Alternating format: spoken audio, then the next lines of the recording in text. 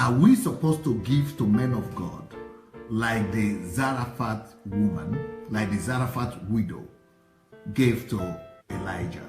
Are we supposed to be giving our last to the men of God because they are men of God?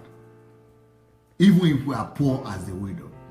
Do not fear. You see, the interest that the number one interest that was being taken care of here. In fact, the whole reason why God sent Elijah to this woman in the first place was for her interest and for her own protection. So this is the first deception in people's interpretation of this passage. When you hear preachers talk about the Zarephath woman, they always tell you that she gave the last that she had. But it's not true. See that scripture again. She never gave her last. She was asked only for a fragment of it, for a little portion of it. So that doctrine where they are telling you that give everything, go and sacrifice everything, go and sell everything, go and sell your car, your television set, go and give everything in your pocket, go give everything, is a false doctrine, because this is not talking about giving everything. This is talking about a small portion of the thing that they had left. So you see now, let me point out to you some of the things here. Number one, the widow didn't give her last. So whenever a pastor comes to you and say, make sacrifice, a prophet offering, and God knows, God will bring to you like the Zarephath woman. No, that is a crook right there. That's an arm robber in the pulpit. And it's just a crook and a scammer and a 419 that wants to rob you of your last money. So the widow didn't give her last. Number two, she had enough left for her and for her son. The next thing you want to notice is Elijah did not go to ask for that bread. He did not even go to that woman by his own accord. Elijah did not go to ask for need by himself. Yeah, Elijah didn't even know the address of this woman. Elijah didn't even know that this woman existed.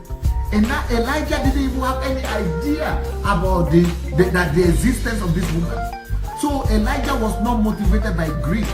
Elijah was not motivated by selfishness or greed at all, because he didn't even know that she existed. It was a divine instruction given to Elijah to go to her. God, this is not something that we should just come to church and say there are 1,000 people here that have $1,000 each, or there are 10 people here that are able to give 1,000.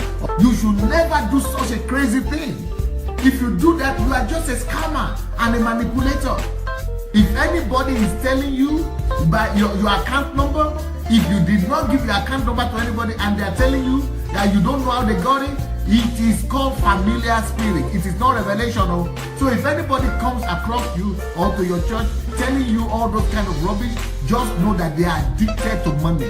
And that addiction to money has allowed them to be possessed by a familiar spirit. If any spirit that is calling for money, any spirit that is seeing money in your pocket, any spirit that is telling you to bring to, if I'm the same prophet and I'm saying God is saying bring to me and give me, and God didn't tell you before, you know that that is a familiar spirit of greed.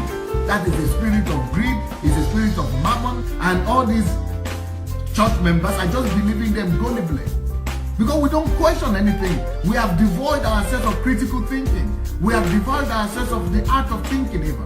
We don't even think, we don't analyze. So we are not supposed to be taking money from the widows. We are supposed to be providing for widows. And that is what we saw in that Zarephath story. In the Zarephath story, it was God not taking away from the widow, but actually providing for the widow. God was providing and taking care of the widow.